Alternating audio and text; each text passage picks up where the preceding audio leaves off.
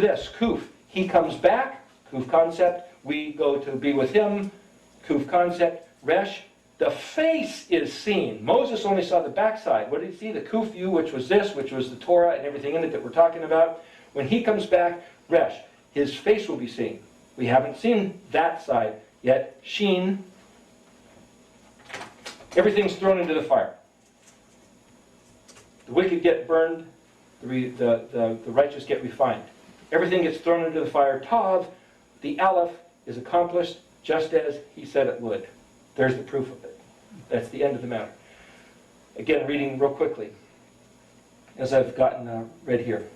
The bull, the strong leader, the strong one of the house, the leader of the house, the master of the house, like a bull. He's not a bull, but he's like the metaphor of the bull. Of the house, who was lifted up, is the door, which reveals man's security, because it's man, the connector, that which holds tight, that which secures, who was cut off, so we who are cut off gain entrance to the big white fence, new beginning, the accomplishment of his purpose.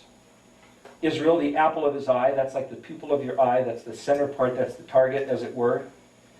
The Creator's kingdom made by his own hand, the Creator's gift is the Torah as a shepherd's staff. From the chaotic waters of death to new life, new being. He supports us. He's the vine, we're the branches, if we abide in him. He provides us mercy, wisdom, knowledge, insight, truth. We have with him communication, fellowship, sukkot. In him is the fulfillment of all our desires. The Zadi is also fishhook, which means desire. At last, after this, the Messiah, the head, El Shaddai, will destroy his enemies. Remember I said the Shad is like that which provides nourishment, but it's also that which throws down weapons. And then Tav, and fulfill his word according to his covenant. So there is, Yeshua himself is the architect, the one incorporated, the one who is sent, who is the door, who is the light, who became the man to die on the cross. He is the one who says, this is my kingdom, it is his. He is the authorized signatory. He is the creator. He is the one who is our covering, who is given as a gift. He is the shepherd. He is the living water. He is the firstborn. He is the vine where the branches. He is the judge. He is the one whose mouth, by whose word he sustains all things. He is the one who is the Zadi, the righteous one. He is the one who rised up. He is the one who comes back. He's the one who revealed to Moshe. He is the exalted man, the Resh, who is coming back, book of Revelation. He is himself El Shaddai, according to the book of Revelation. Yahweh, Yeshua, El Shaddai, the same people. He is the Tav of the Aleph. So there. If we take that as the key to identifying what the letters mean, then instead of going on this other list, we can use that. And this is what we end up with. In Daniel 12, verse 4, it says, go your way, Daniel. An angel showed up. This is the end of Daniel's life, near the end. An angel shows up. Daniel's sitting in Persia, or Babylon, 2,500 years ago from today, from this era. Daniel's sitting in Babylon. He's already had interpreted dreams and visions and all this stuff. And this angel shows up and says, Daniel, hide the words and seal the book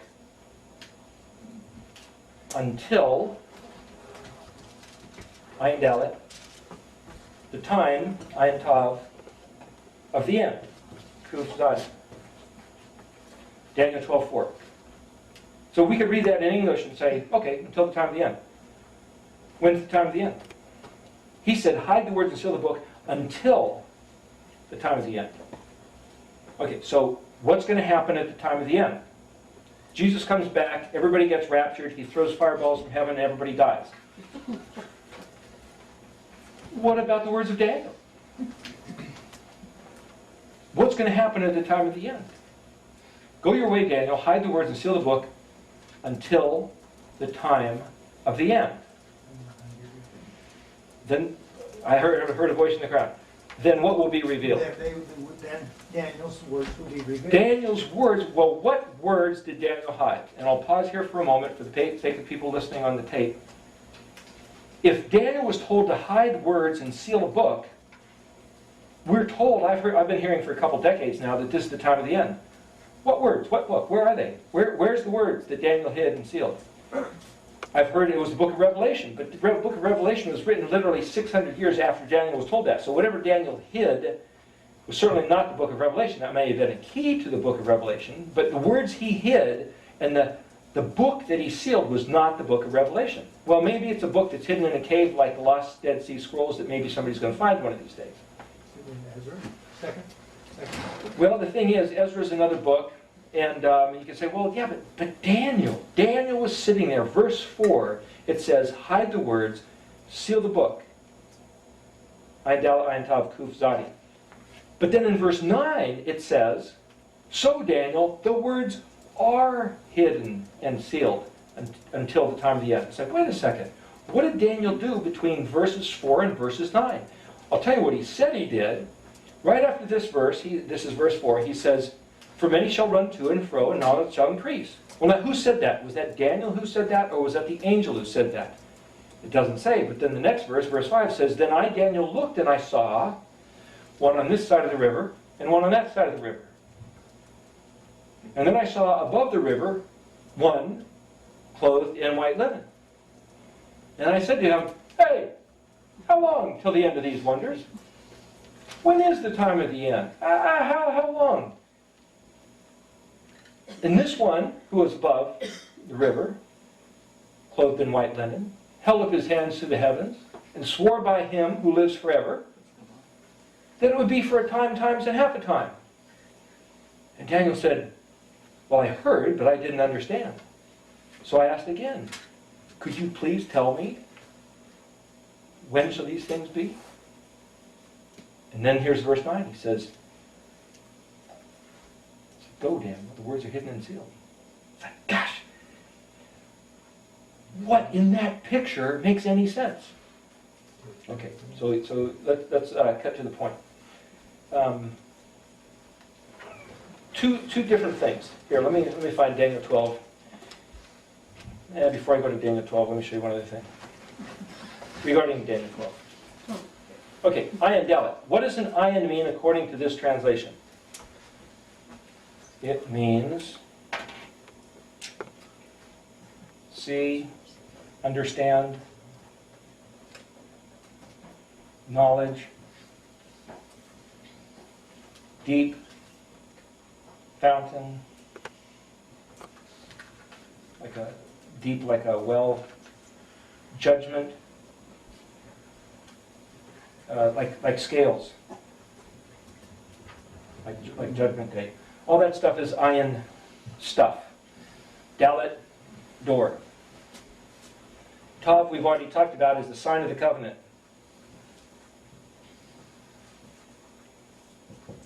Which covenant? According to Monty Judah, there's 12 or 15 or maybe 7, or there's some question of the number of covenants. Go back here real quick. If Aleph is the plan, then Aleph is the plan for Vav man, maybe to become Resh man. The Aleph is the plan for the Vav man to transcend into Resh man. Hey, that almost sounds like the gospel. That we are all to be born as standard humans and become another type. That all creation waits, yearning to wait and see what the sons of Yahweh will actually be revealed as being. That it was his intention from the beginning. His Aleph was this, and when it happens, we'll all go, that's the Tav. When we see what he intended for humans to become, of which Yeshua was the prototype, as he appeared on earth, walked as a common man, was crucified, resurrected, and appeared as the Resh man. If that is the light that he actually spoke into Yehi, or I designed it, I revealed it, I'm calling it mine. And we say, oh, that just means light, separating light from darkness. But yet there was no luminaries yet, there was no sun, moon, and stars. So what light was he referring to? Could it be that when he initiated all of creation, he said, it's all about this. It's all about Vav man becoming Resh man. And the covenant is my deal, my terms of engagement with the men, how this is going to happen. not to go there right now because we got to get into Daniel, but this is what I found in looking at the different places where he talked about a covenant. And he says, so I will make a covenant with you. That's always in the Aleph position of a statement of thoughts. An Aleph is, okay, here's the plan. Here's the deal. Here's the purpose. That's Aleph. The Aleph says, okay, out of all the possible things, I've narrowed it down to this. So, thinking of all this stuff is the Aleph. This that it is the bet. It's the architect who makes the house. But the bet is also the one it's given to. Because the bet is the one that is the embodiment of the Aleph plan. So again, what is bet? Bet's a number of different things, but it's that which contains the Aleph. The Aleph is the plan for Vav men to be Resh man. So the bet, the house of Aleph, is those men, those people, those humans who have chosen to regard the covenant to enter the kingdom, to become, after this, Resh man into the realm of El Shaddai, the sheen of fire.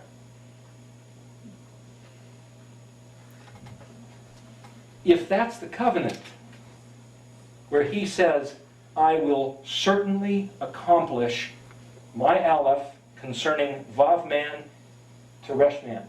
And the way Vav man gets to be Resh man is according to this. Boom, boom, boom, boom, boom. These letters then represent his plan of his work. He will make everything be. He will make sure it happens. He will work it through. He'll be the liaison between the two. He came down, walked with Abraham, talked with Abraham, came down, dealt with Moshe and Noah and Yaakov and as Yeshua, and he walks with us and talks with us as the song goes. He is the guy that does this and provides the door and reveals the door's light. There's the door. See it? There's the door. It's not hidden. Here it is. He reveals the door's light. We then engage these things, which he has established as covenant. In other words, these letters all represent stuff he does, but it's also stuff we do. We, the men, the Vav, do these things. After this is what's promised to us. Resh Shin Tav is what it will be on the other side of this material extent. So between Vav and Kuf is this world, that's the next. Okay, that's at the end of this world. That's after this. Okay, so what's the covenant? The covenant is, this is the terms. This is the way it works. That's the covenant. And the covenant is, I designed it. I'm going to do it. Count on it. Risk your life according to it. Bet your life that that's what it is. You need some proof? 7 days of creation. You need some more proof? The 7 festivals. They map to the pattern. They corroborate the pattern. You need a little bit more proof? One more. Matthew chapter 6. Blessed are